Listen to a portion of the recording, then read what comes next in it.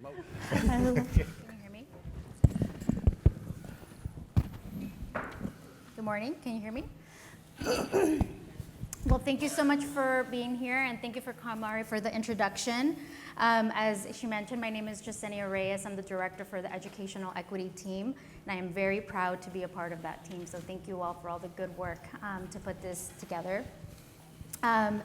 And also for putting on the first conference after 5 years, right? Last time we were here, I was reflecting on the fact that I was pregnant, and I was the only one that knew that. Nobody else knew, not even my family, so it was a really big deal. And now she's about to turn 4 next month. She's driving us a little crazy, but we're really, really happy to have her around. I would love to show a picture, because of course, what parent wouldn't? And this is her at Kids Space. I had to do it. And the reason that I would love to show a picture of her is because she is considered a pandemic baby. I went into labor a month after the shutdown, and it was a very scary time, right? Like, we didn't know what was gonna happen. The policies were ever changing. I was told that my partner could be with me for only 2 hours after I gave birth, to the possibility of not even having anyone in the room. So it was a terrifying time to bring someone into this world. I've also learned that there's a stigma around what it is to have a pandemic baby. One of those factors being around the social emotional connections to ensure that she's set up for success. But I'm happy to say that she's shy, loves to tell stories, loves to delegate, or should I say maybe developing her CEO executive leadership skills. But with that, I would love to introduce my panelists here. So we have Max Arias, Executive Director for SEIU Local 99. Yes. We have Karla Pleitez Howell, Executive Director for First 5 Los Angeles. Dr. Christopher Nellum for Executive Director at Education-Trust-West. And David Goldberg, President of the California Teachers Association. But before we get started, I would love to just set a little bit of context of the conversation that we are about to have today. John mentioned some of those pieces that we're about to cover here. But as you mentioned, it's been 4 years after the pandemic hit, and we saw the early childhood and K-12 field respond as best they could for children and families across the state. And yet we're still facing student achievement issues, staffing shortages, and the social well-being of children and families. Despite these challenges, we saw system leaders respond and make changes to policies that we had been fighting for years before the pandemic had started, and make historic investments that serve the whole family. Some of those include a $4.1 billion in community schools, Medi-Cal reform, addressing some of the barriers to getting teachers and classified workers in the classroom, and also universal school meals. In the midst of all this, California also had some milestones that are worth mentioning. As John mentioned, last year was the 10-year anniversary for the local control funding formula. Many of you who are here in the room helped design and push at the state level to adopt that policy. But yet we know we're still working together to ensure that we have a better effort for children and families. Last year, we also saw teachers, classified workers, and childcare providers mobilize across the state to demand livable wages. And now we can say that California is a proud state to support childcare providers and have them a part of that union. And as we know, California is also facing challenging realities. The first one starting off with the economic decline. And it's gonna take all of us together to work to really push for equity and really demand our leaders to do what is right and protect all of our children and families across the state. We also saw recent test scores that unfortunately disproportionately pushed kids, especially the kids of color, more down the track. And so there's still a lot to do when we think about student achievement for the K-12 system. And there's also other factors, right? There's low birth rates and decline in enrollment, and these are serious issues that we have to just take into consideration. So today we hope to unpack some of these realities and how together we can continue to support the whole child and the whole family that advance racial justice and economic justice here in California. So I'd love to open it up to my panel. Can you just share a quick overview of the current state of play for the birth to 12th grade section you represent? You were And what are some of the major shifts in the current landscape? What are realities are important to uplift? What has changed for either you, your members, or your organizations?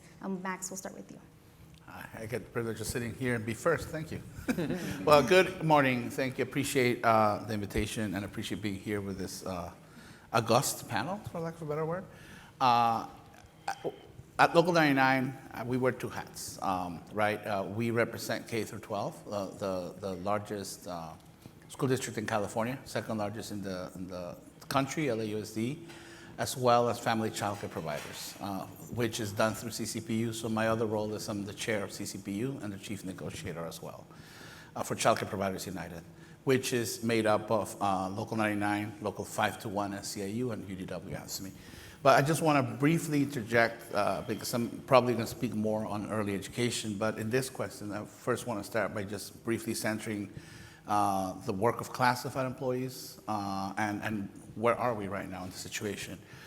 So just to paint the picture, classified, the school districts, I'm just going to put it bluntly, the leadership of school districts have been operating schools by exploiting Black and brown women. I'm just going to say it because that is exactly what is happening. It's decades of cutting staff, cutting hours, not giving any type of wage increases that keep up with anything, to the point where right now in LAUSD staffed at only half of the amount of people it needs to be able to keep the schools clean. Yes, half. Workers at LAUSD are on average, classified employees, on the average making $33,000 a year. We know for a family of four in LAUSD, poverty is $36,900. That's poverty. And the food service workers are always getting hurt to provide meals. Students do not receive meal on time. There is a lack of hours and support for campus aides. In fact, the district is cutting their hours in a very sneaky way, which provide the security and safety. And I can go on and on and on with the conditions. Some of you may have known. And despite the advancement of funding being higher, it's just not, it seems that the system does not value the work of these workers. It's kind of invisible, or they look at them as widgets. That is why our members at LAUSD were forced last year to wage the largest education strike in the history of this country, done with solidarity by the amazing and powerful UTLA teachers. And we paralyzed the city, yes, for 3 days. And even then, getting a 30% raise, et cetera, still the conditions exist. So it is important that we take the statewide approach and value the work. On top of it, there is an attempt to continue to privatize all of this work that these workers do. And privatizing in this case actually is not cheaper. It's more expensive. Normally, companies subcontract because it's cheaper. It's not. In this case, it's not even an excuse. It's really laziness. I'm just going to call it for what it is. And as they're privatizing these systems, for example, bringing non-district employees to provide special education to children, these employees cannot take care of the children's complete need. So it's creating even worse crisis. So just want to say that as we look forward and continue to mobilize, right, we are not going to stop our movement. We will continue to strike if needed. And it's growing. It's going to be a statewide approach. As we do our work in advocating and demanding for improvements in the K-12 system, let's not forget that without classified employees, school districts don't even wake up. There's no buses roll. Like we told the school district LAUSD, there will be no buses rolling, there will be no food served, there will be no schools clean, nothing will be open. And that is the value that they bring. And on top of it, they have been doing it. And the last thing I want to frame, in any other setting, we would call wage theft when you force workers to work off the clock. And that is endemic. So I just urge us to keep that in mind. But I'm going to switch to ECE because that's what I'm here for, but I wanted to just make sure that I lifted that up. Family childcare providers in California have been, they started for a long time, but starting in around early 2000s, decided we need to make changes to the system. As you know, family childcare providers, again, are women, Black and brown women, immigrant women. And for the longest time, our society has expected them to care for our children, basically for almost nothing or for free, by forcing them to do so. And that is still happening, by the way. But the workers, family child care providers, they're powerful. Like I said, we've had enough of this. And it took up until 2018 to change the law, because ridiculously they could not organize because they were excluded by the law, by federal law, to being able to organize. So we had to change the law. They had to change the law.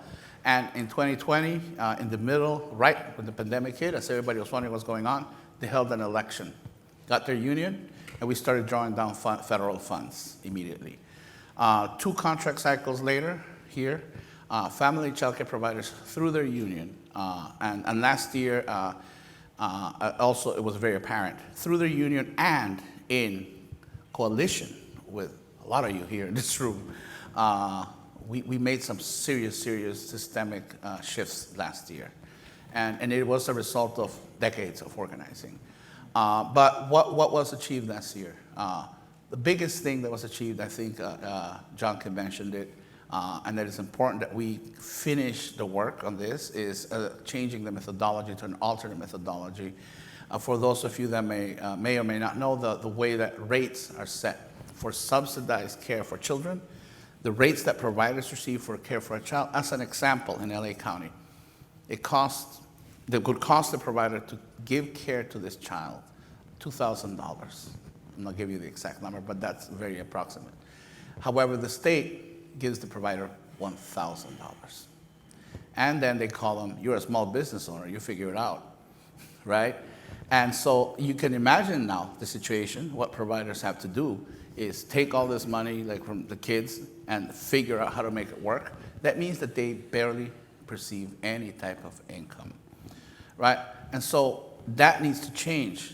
If the state is serious, if we're serious about supporting working families, and we know there's over 1 million children that need it, and there's only 200,000 slots, then we need to actually ensure that there's enough resources for providers to care for those children. And that is what we want through our contract. Through our contract, we want a change and shift from this rate, which is kind of a speculative rate, to now a rate that's set based on what it costs to care for a child, including allowing provider to perceive some kind of income so that they can have a dignified life and raise their families. Providers have no access to healthcare, have no access to retirement, have no access to education and training. It is just, and the rates were so low that were based in 2016 prices or rates.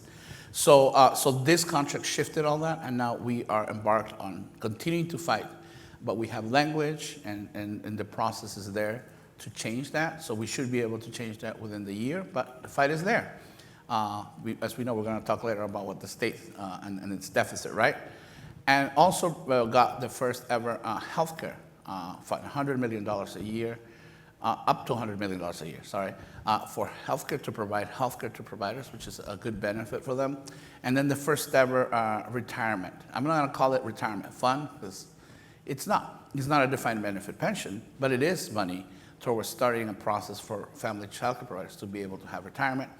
And while doing though, they perceived a 20% increase in the rates. What was different? This is something we've been fighting for a long time. The difference, why this happened, is beyond the coalition, is we took direct action. And we painted this, those of you that were here, all of us painted this place yellow for a few weeks and pushed the government to do what's right. And so that's where we are right now. Thank you. Thank you for walking us through some of those nuances. Round of applause. I think my mic's, yes, now it works. So thank you for sharing that and also reminding us of the importance of classified workers and just all the players what it takes to have a successful school system. So thank you for that. Karla, I'll pass it on to you what does this mean for First 5 Los Angeles? I'll name a few things quickly, but do want to recognize the change in landscape and what union means. So look forward to having that discussion more. I wanted to share with you all, I worked with John Kim for about 7 to 8 years, and he does walk around the office and does this.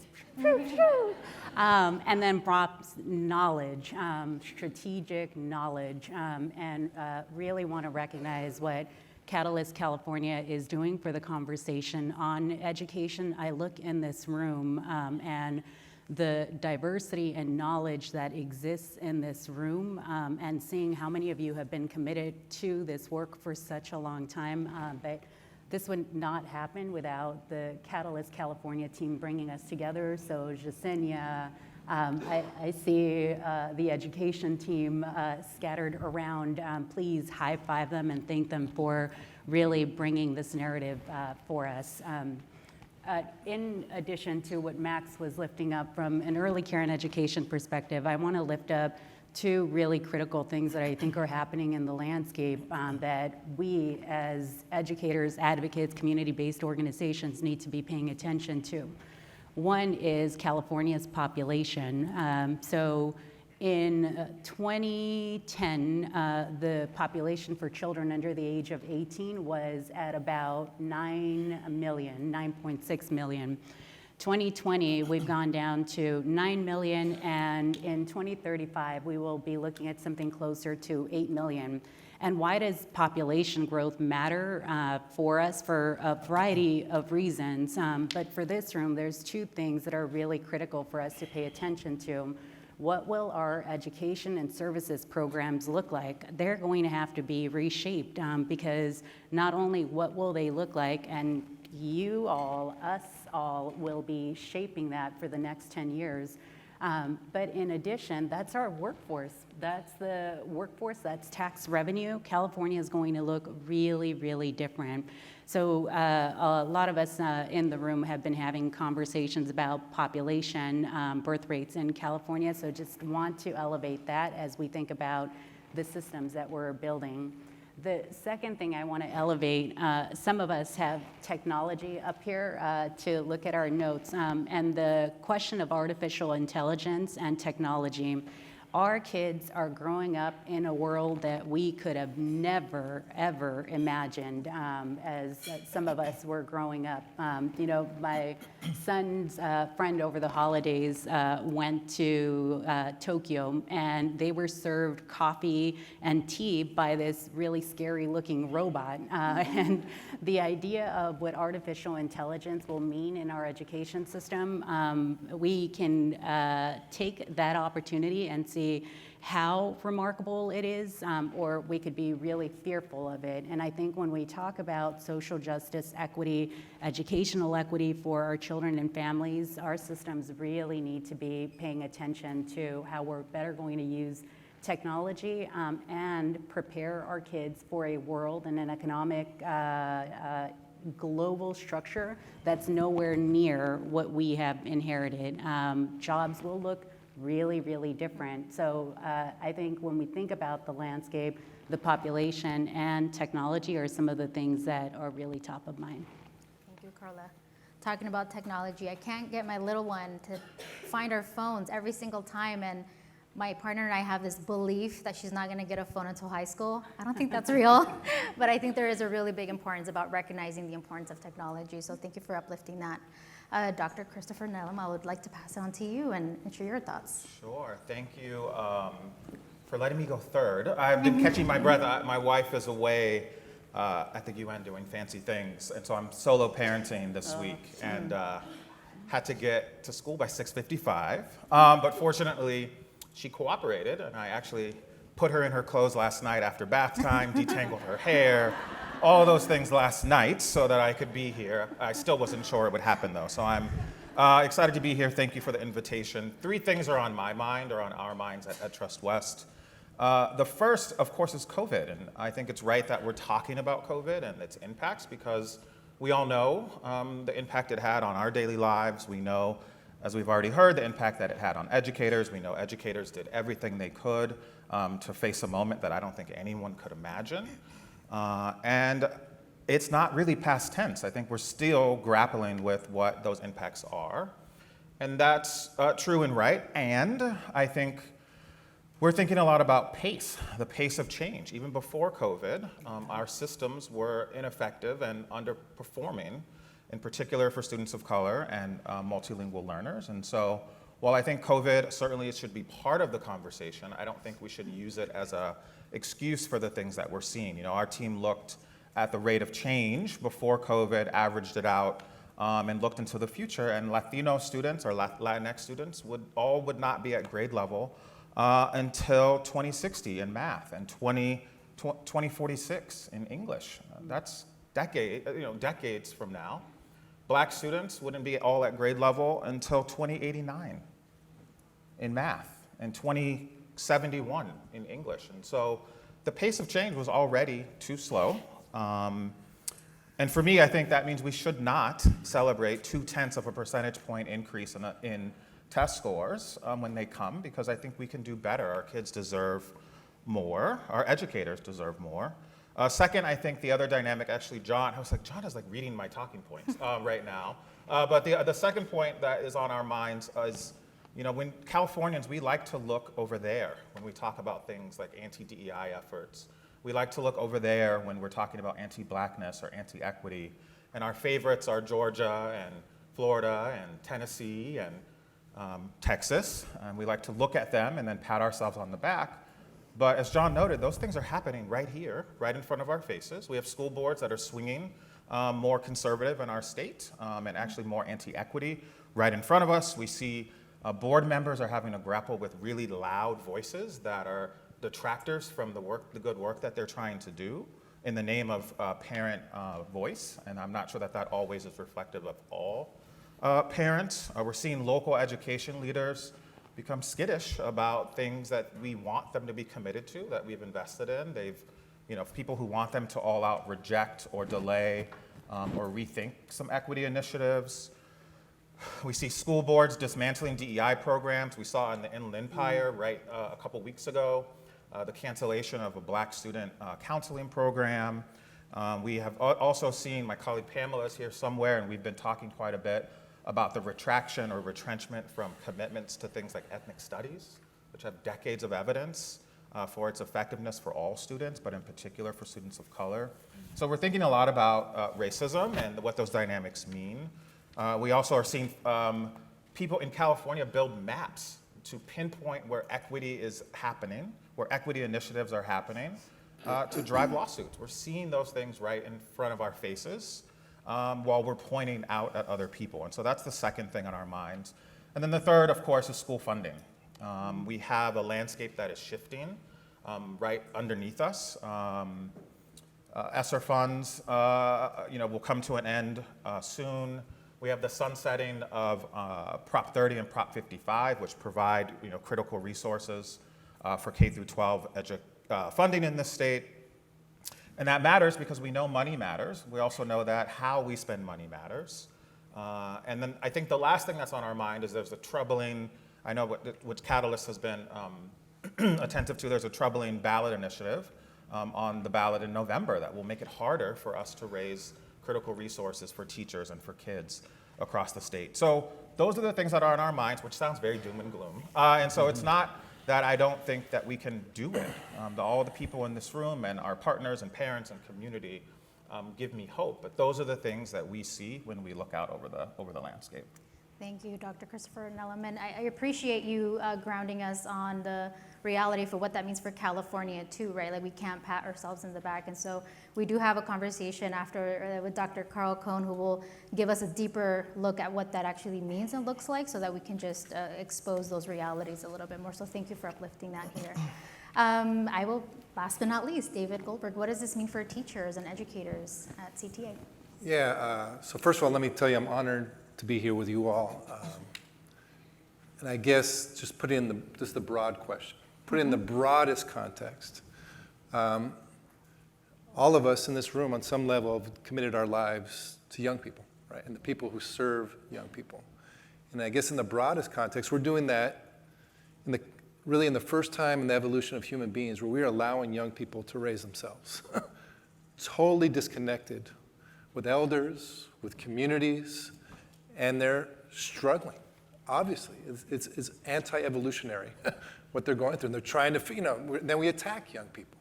And then we attack the most vulnerable young people. We attack them for doing activism that's not the right way. Well, where are we to put our arms around them, right, and mentor them and do all this stuff? And so all this is happening in a context, not coincidentally, where democracy is also under attack, right?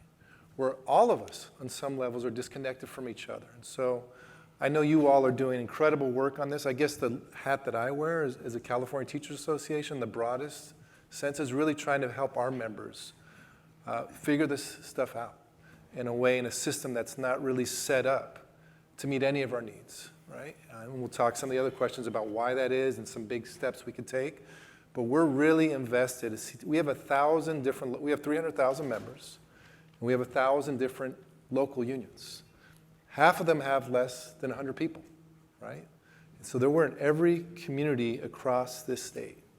And we're now investing organizationally, I think it's $60 million, in giving time to each one of those presidents to be at work sites, to really deeply engage with our members around these big picture stuff. How do we take on these attacks, right? But also little issues, right? Our members are not going to want to fight to take on a racist or anti-trans school board if their union is not there to fight to take on a principal who's abusing them right in front of everybody else, right? Or their contract is meaningless, or their conditions, or they feel like their union is not responsive to them, right?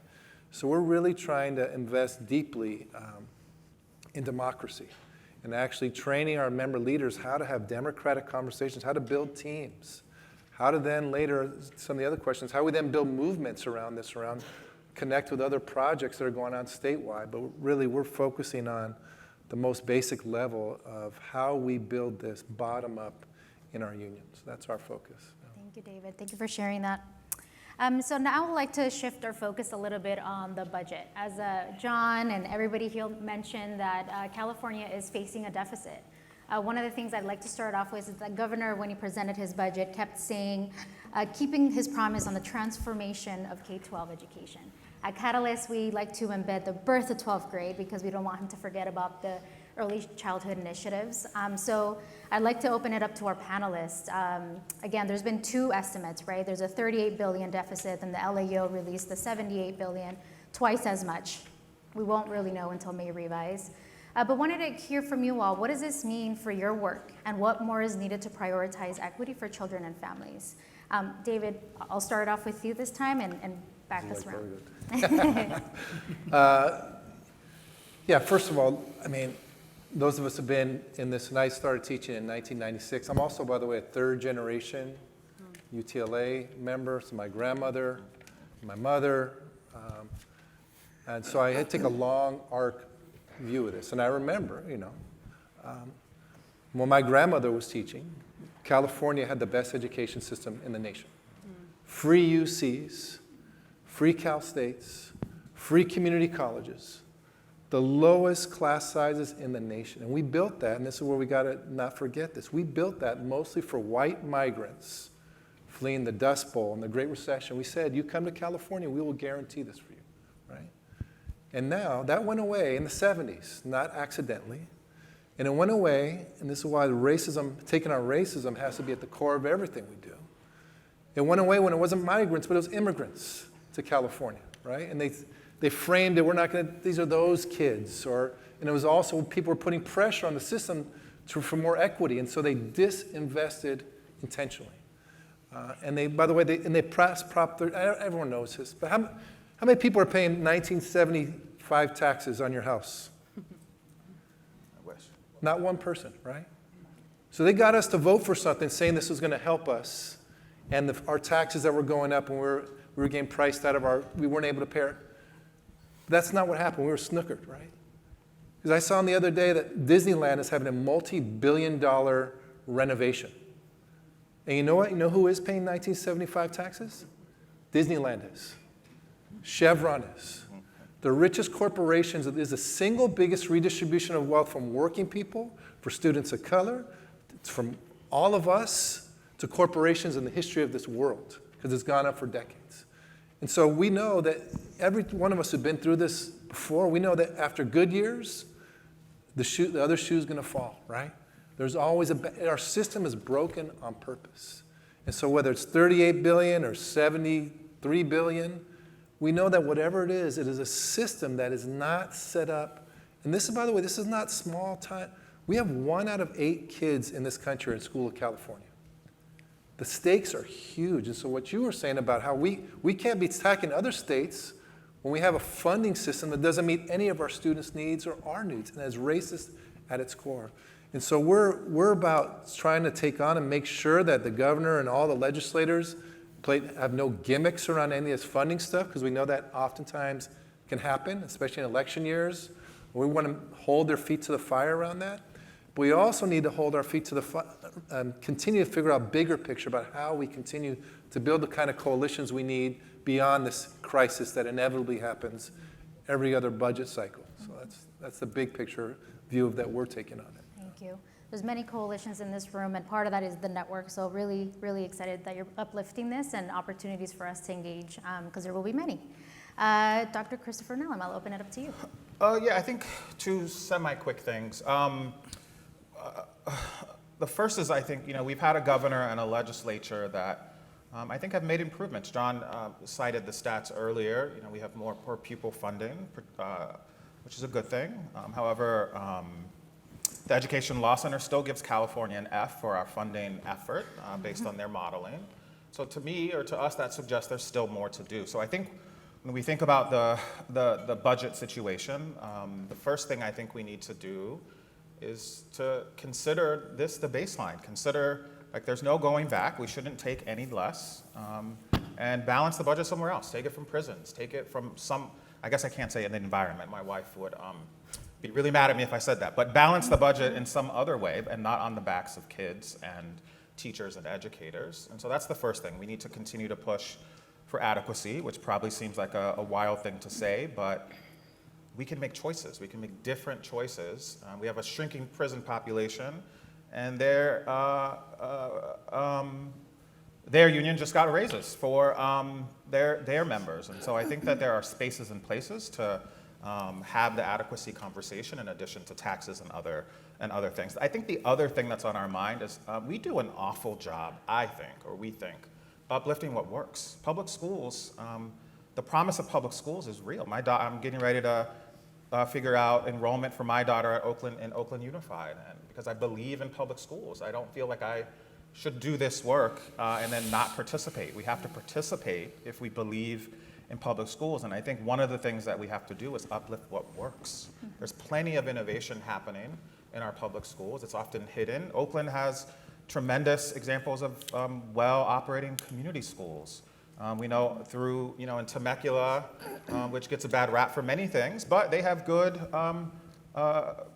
interventions around pathways and dual enrollment, and I don't think we do a good enough job of uplifting what is happening. Our team, Natalie, who I think is here on our team, we did a report not too long ago uplifting examples of districts using LCFF dollars in creative ways to think about transitional kindergarten. Those are really, but what we see in the media is that TK is not working. We see that, we see all of the ills around TK, and we don't really see a lot of the bright spots. So that's what we're thinking about. We have to continue to push for adequacy, more funding. We deserve more of the pie in education, and I think to do that, one of the things we need to do is uplift, what we know is happening in our schools. Yeah. I think especially as we think about budget cuts coming up, how do we, in other words, convince, right, elected officials that the funding that they're investing works? And it's a dual effort about pushing them to continue doing the work, and what you're saying, uplifting where it's working well. And you're right, we don't do enough for that. Karla, I'll open it up to you. Yeah. I will invite the group here to think about our safety net. The First 5 LA team and I were having a discussion of the types of calls we get for children under the age of 5. Earlier this year, my cell phone number is being shared, and I get really random calls, not just lobbying calls. And I had a caller earlier this year that was pissed. She's all like, "Hola, puedo hablar con Karla?" And I was like, "Oh, hola, esta es Karla. Hi, this is Karla." And she's all like, "I want to talk to you." And I asked, how could I help you? No idea how she got my number. And she said, "You all need to do your job," in Spanish. I sat down because I knew this was going to be a longer conversation. And when I sat down, I really, really listened because we're all running around to fix what's not working in our systems for families. And in the background, you could hear a child wailing, and this individual, whom I assumed was the mother, was asking someone next to her to quiet down, was asking for help. And when I think about the budget, I think about the families that are experiencing this very dynamic. We make poverty a crime for some individuals. And I sat down and asked her what she needed help with and what she was looking for. And it was like the simplest thing ever. She just wanted diapers for her kid. She wanted diapers for her kid. And I think about our budget, and I think about the things that are just basic needs and that we do not take care of. And what happens is this then becomes part of our education system. Teachers have to then figure out how do we best support when teachers themselves are having some struggles. And it does not have to work this way. And the cyclical budget does not have to be cyclical, where we first target the individuals that are most struggling. And this is the opportunity in budget cycles like this. I will share quick data points. Last year, First 5 Los Angeles conducted a landscape analysis of how young children are doing in Los Angeles. We discovered that poverty rates are staggering, but what really struck me was about 1 in 3 families are struggling with putting food on the table. About 1 in 4 families do not have a roof over their heads, or it just gets too expensive and adds stress.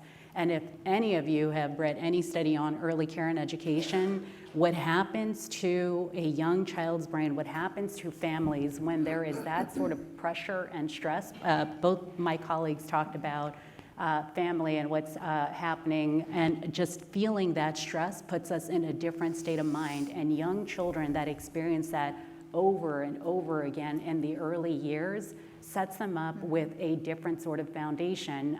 And in our budgets, the first thing we do is go after that sort of safety net, go after education.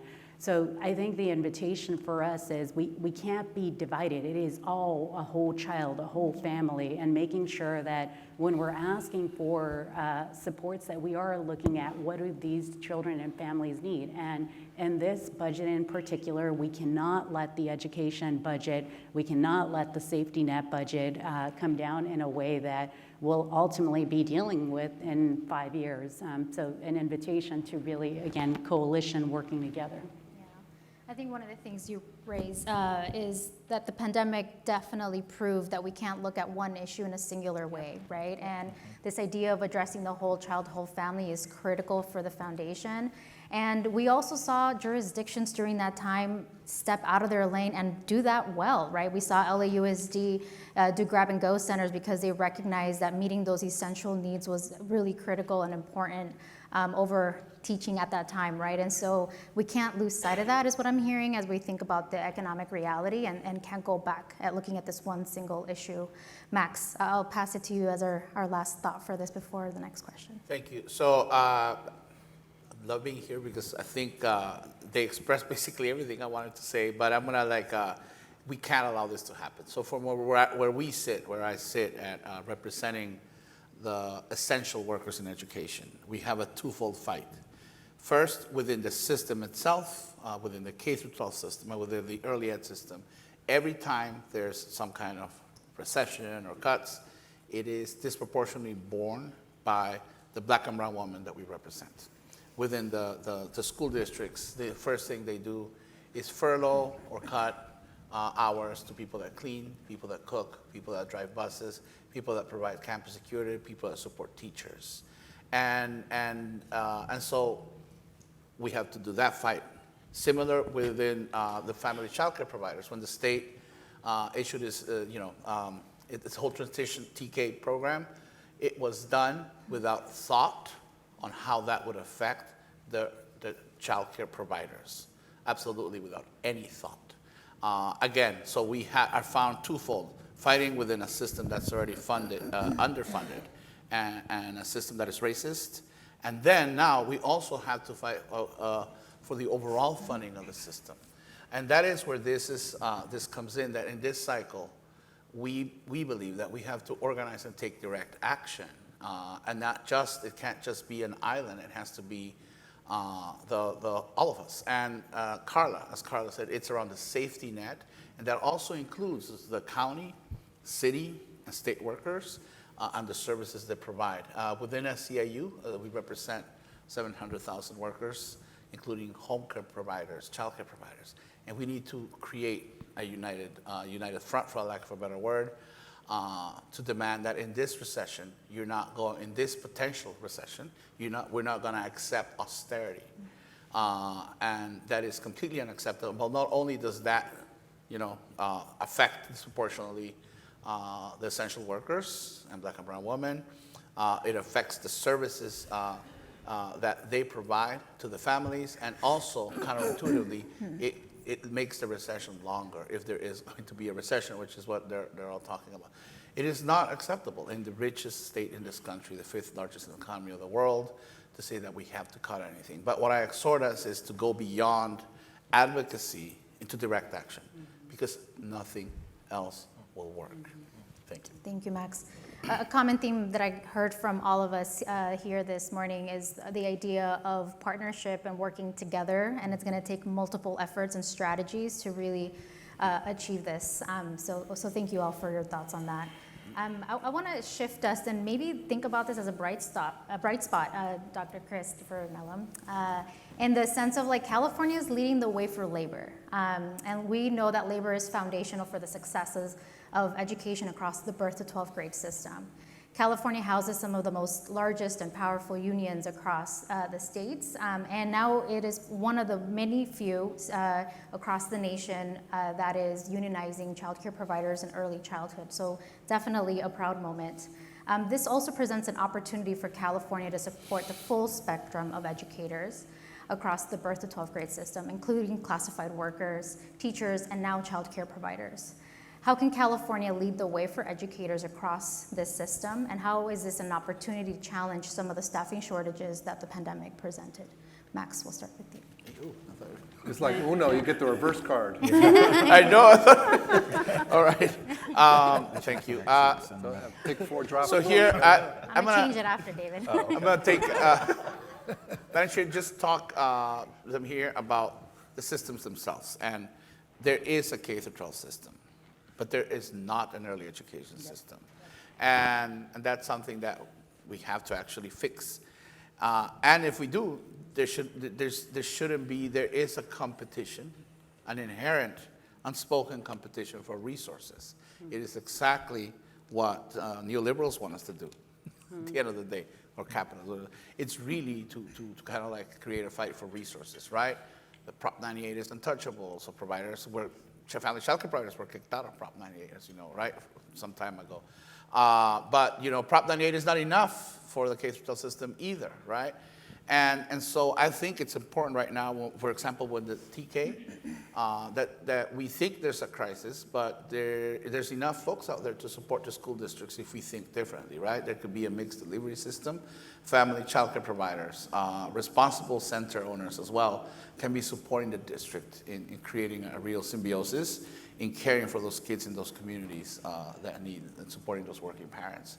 So there is a way out there, but I think it's important for us to start thinking, again, the whole child, as she said, holistically around this and stop creating. And this is an opportunity specifically where we're all facing a potential crisis to education to start thinking like that.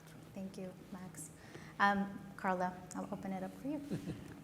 I love what you said, Max, about the inherent divide that is actually not there and shouldn't be there because we're talking about the same people.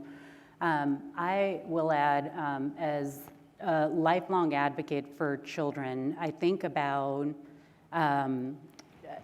how many of you have been around a 2-3-year-old? Show of hands. Your chasing them around. They're totally exploring, touching everything, mimicking you, wearing you out, and they never get tired. But that's totally the brain exploring the world so that they learn what is safe, what is not safe, who's the person that will take care of me, like, am I safe in this world? And that is them exploring that. And that has a lifelong impact for who they become as adults. It has a lifelong impact on all of us. Those early years really, really have mattered for us and will really matter for children. We did not have the science that we have now to tell us just how critical those years are. And now that we have that knowledge, how and what do we do with it? And I think a lot about the care that's happening with children around us, where some parents have to have 2 jobs. Parents are not always going to be the person taking care of the child or one caregiver.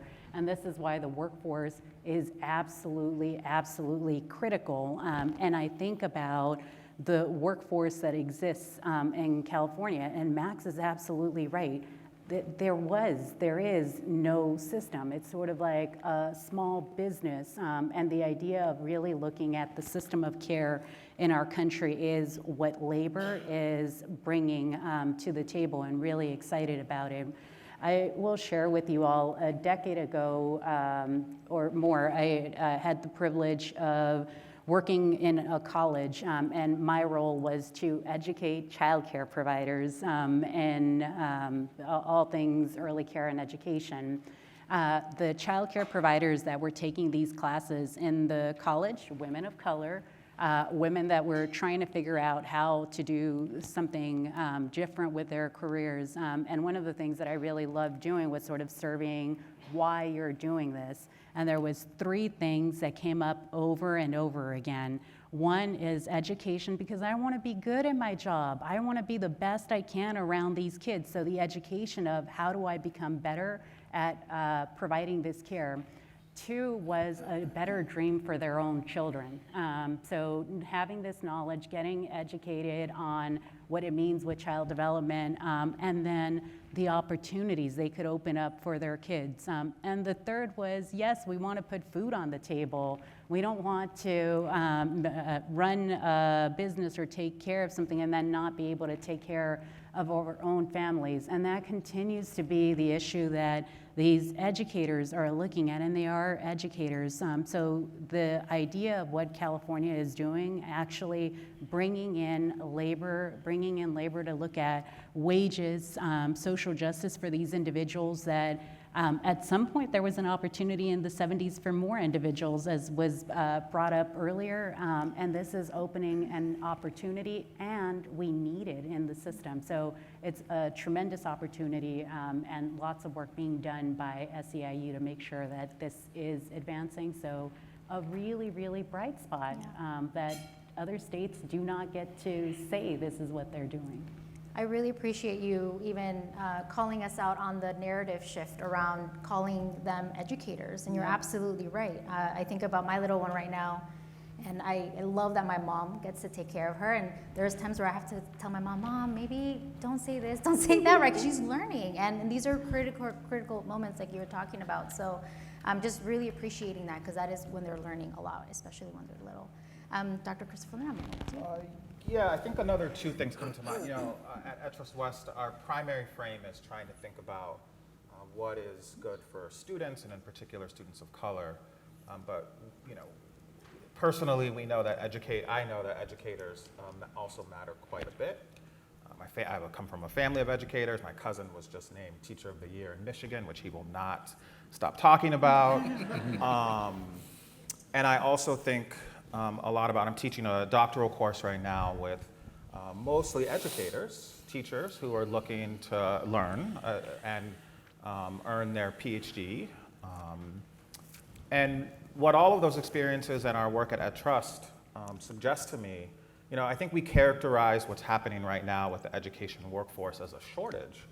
And I'm not sure that it is that. I think, if I think about just using the folks who I'm in a classroom with right now, there are plenty of individuals who could be teachers and want to be, and some who are leaving the profession. And so I'm not sure that it's so much a shortage as it is these individuals are talking with their feet. There's something about the system that is not delivering in ways that make it a place where they want to be, a place where they want to go.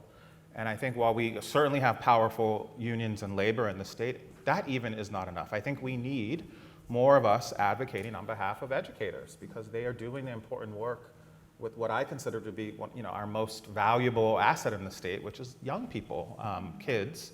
And so that's the one thing on our mind. The data in 21 and 22 show that there were, I think, 15 or 16% fewer folks earning a credential. Again, I think that is folks speaking to a system that is ineffective and underperforming in some way. And the other thing is we know that educators of color matter. We have over 2/3 of our students are kids of color, Latino, Black, Native, and Asian, and just over half of our educators are white. And I'm not saying that matters.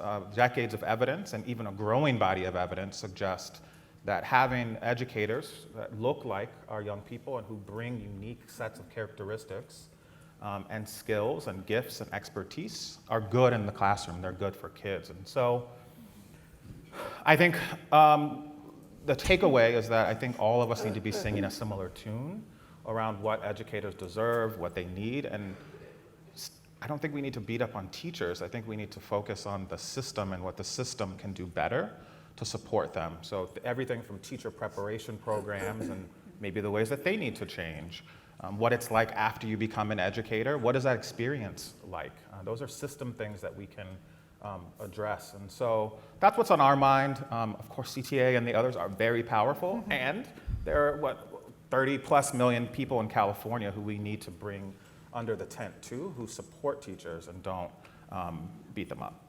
Yeah, I appreciate that. I also think about your point of teachers of color, right? And for the early childhood side, it's the complete flip. It's women of color who are there, and so how do we look at a system that reflects that for all students throughout the whole system is something that I'm hearing as well. David, hope you're not getting the flip reverse now. No reverse. No, you started. First of all, I appreciate this question about the role of unions. I think I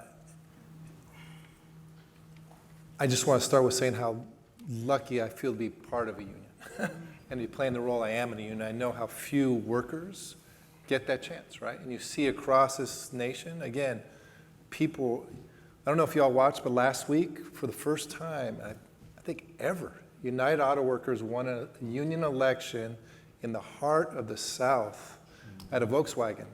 They pushed back all 9 governors, these right-wing governors tried to scare them away from it. It is, it's taken on decades of divide and conquer stuff. You see similar stuff going on with these Starbucks workers, who are just, putting their necks on the line, getting clobbered by these laws that are set up to not be in the interest of working people. So I'm so thankful.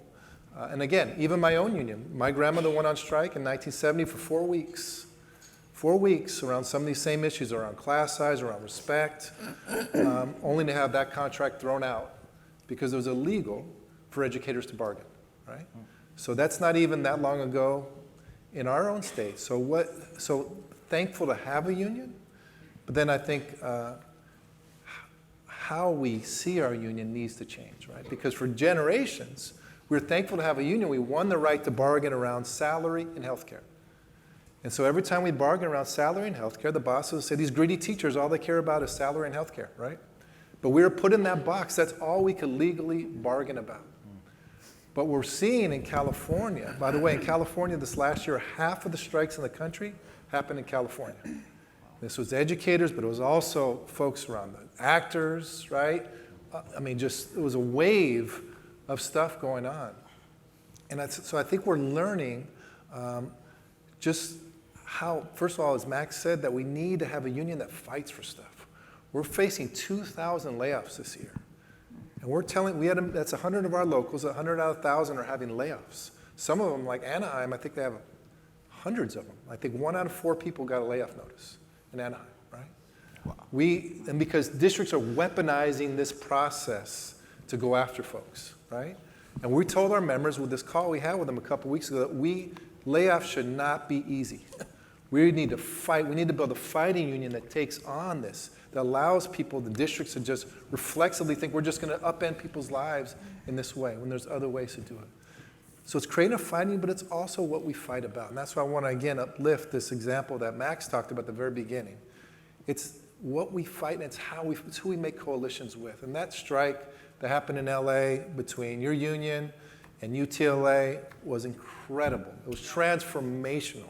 And it really helps us to really say that, again, we can fight around salary and healthcare. We deserve that, and our students deserve that. But we also can fight around solidarity. We also can fight around class size, around nurses and counselors, and the next question we'll talk about later, community schools, right? We have to bargain for the common good to see that our role as a union, while it's a gift, we have a broader, and even modeling democracy, we have a broader responsibility to play that role in a movement. We can't do it alone, as you say, but we have a huge role to play in the infrastructure to play in really building this. And so we're really taking that seriously about how we look at these struggles, how we build confidence, like I said, in our locals on the most basic day-to-day stuff, but then also bring people around the broader, exciting and visionary stuff about what a union can mean. Yeah, thank you for that. What I'm also getting from that is like this collective responsibility, right, of us all looking at this together. So I appreciate you sharing a little bit about the bargaining approach that you all take on at CTA. So want to be mindful of time for our panelists. Just our timer's right there. We have about 12 and a half minutes, and I know we have 2 more questions, but I would love to actually merge them both. Good. So there's this idea, right, like the water cooler conference, the theme this year is bridging systems to center racial equity for children and families. And there's been a lot of common themes here talking today around coalition building and networking and working together for the whole child, the whole family. And there's been many initiatives, like you mentioned, David, community schools, transitional kindergarten, cradle to career data systems. And we know that a lot of these initiatives come from leaders, right? Sometimes they come from governors, they come from elected officials, and we have an upcoming change in that leadership, right? So my question to you all is, how do we work together to prepare for the governor transition in 2027, to protect some of these initiatives? And how can we be ready for that within the next 2 years? So what is some of the work we need to do? I will open it up. How about that? For whoever is ready to respond to this. And we'll end our conversation there.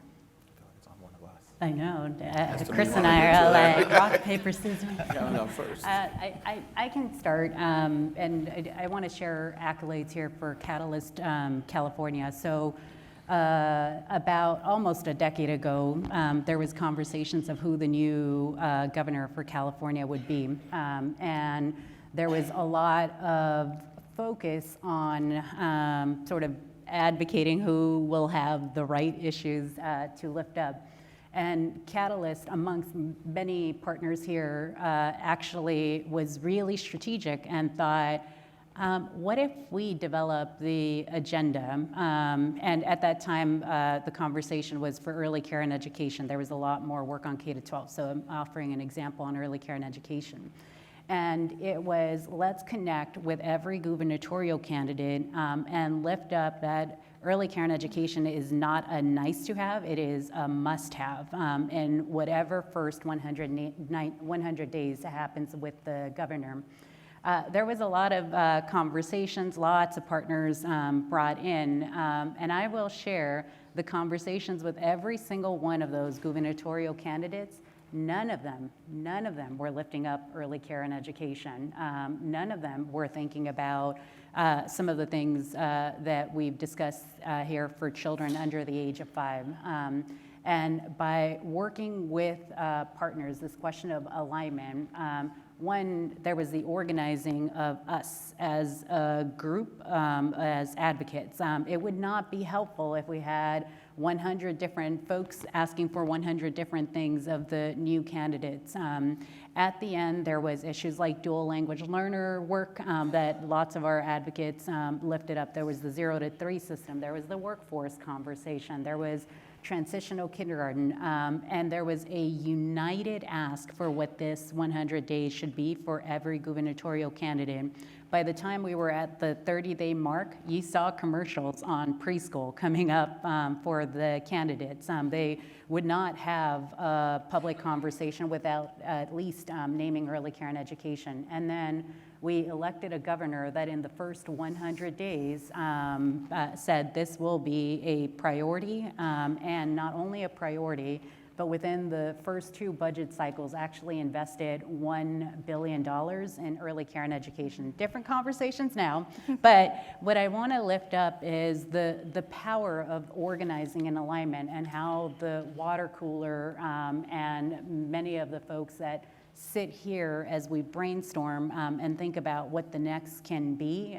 We actually have a dynamic opportunity to build the next agenda for our governor on education, on early care and education, on social needs, and build it on the assets and diversity, and not criminalize poverty, not criminalize some of these needs, but rather envision a system that gives us a celebration of just how diverse and different the education system looks like. And it is completely possible.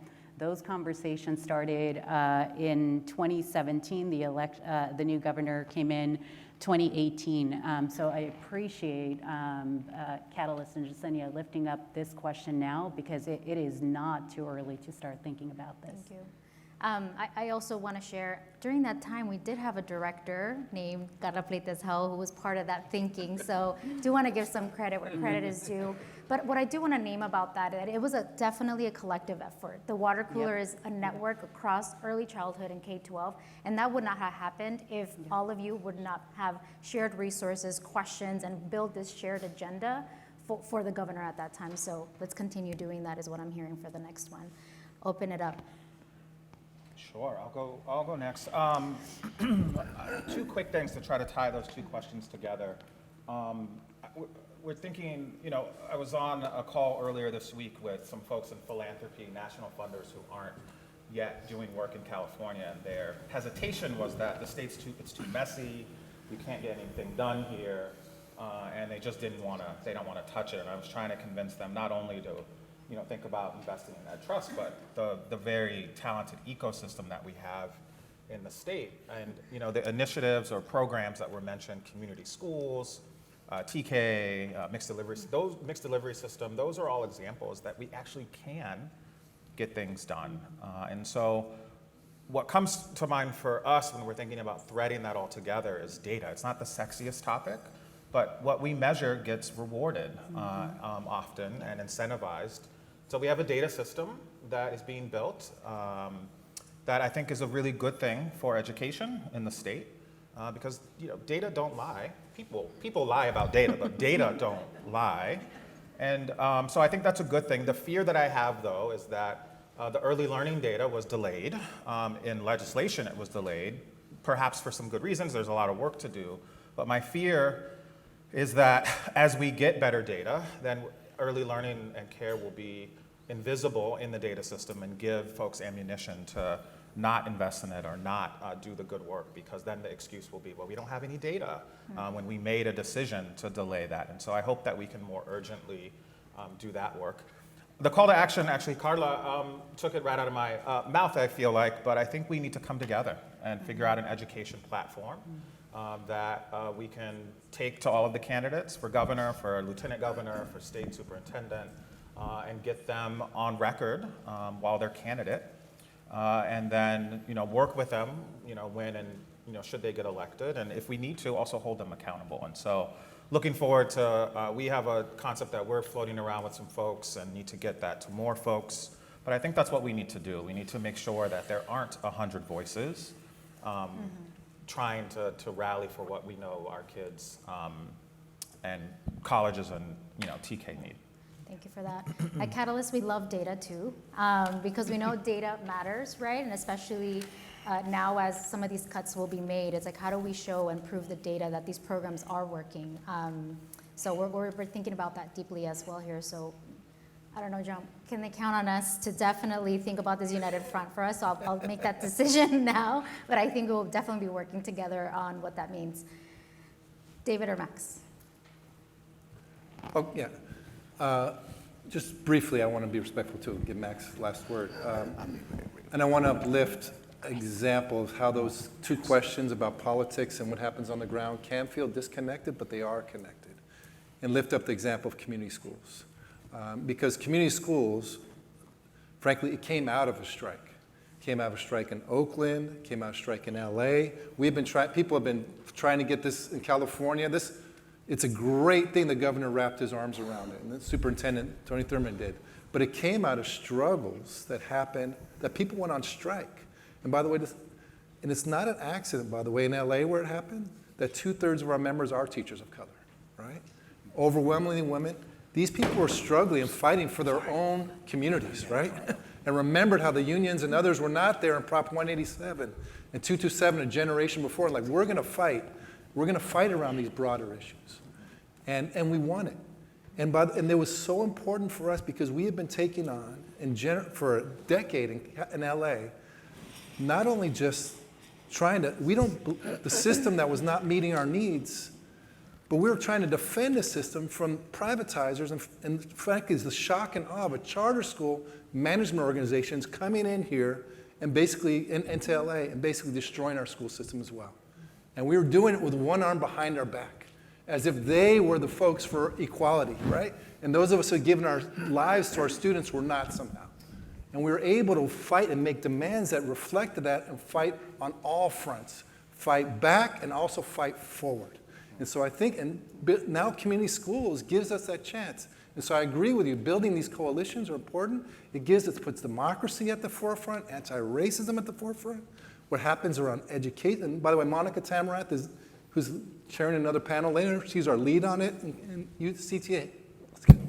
But I think, and by doing these kind of projects on the grounds, it allows us to build coalitions that then have electoral stuff where we know we can count on each other and we have each other's backs. So we've worked through some of these disagreements around some of this stuff as well. Right. So. Yeah. Community schools definitely presents an opportunity. At Catalyst, one of the things we definitely push for is the opportunity to embrace early childhood as a part of that model. How do we start early on, right? And then also, like you said, David, community schools is not a new program. It's not a wraparound service. It's a way we do schooling, and it's done differently. And we're community, right? We can have parents, we can have people from the community leading this work on what we know works. So very excited to also be a part of that and deepen that. So you have closing remarks I'll for be quick us. because I have 1 minute, 24 seconds, and I already wasted some seconds saying that. No, just two things briefly, and just to add, because completely on the same page as my Gus peers sitting up here.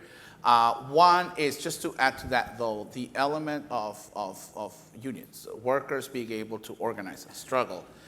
The example I gave of family childcare providers, it was unlawful for them to do so, and we had to change the rules so that they could do so. Unions for all is something we talk in SEIU as a phrase. We have to give workers the ability to organize, to create a more massive change, right? And two, next gubernatorial candidate is, we think of systems change as essential, right? And to analyze that just very briefly, a political system we have is some sort of democracy, and our economic system is a capitalist system, right? And to bring them, and it's a capitalist system that is racist. It's an anti-black capitalist system that depends on basically free labor from black and brown people. And that is the system we have to tackle. If you want to see real change, we can't just be demanding, we have to demand of the governor that we have to tackle this by humanizing this capitalist system and ensuring that we really start creating change. And that is what we try and tackle in our union. For example, a big example of tying racial justice is the child care providers.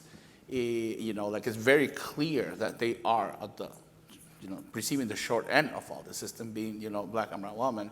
But what we had to tackle systemically, we could just keep demanding rate increases and they will never keep up with inflation. However, a real system change is Now we need to perceive the cost of care. And it took and it's taken our coalition to do so, and we need to continue to do so and exhort all of us to continue to advocate, but we need to go beyond advocacy into organizing for direct action, or we're not going to see real change. Thank you, Max. So I serve that as an invitation for you all for this commitment for transforming and staying center for our children and families for across our birth to 12th grade system. So I just want to thank our panelists for all the thoughts. Maybe we can give them a round of applause. Bravo. Bravo. The Sally crew. And that concludes our panel. So thank you so much. We'll have Mari come up. Thank you. Thank you for everything.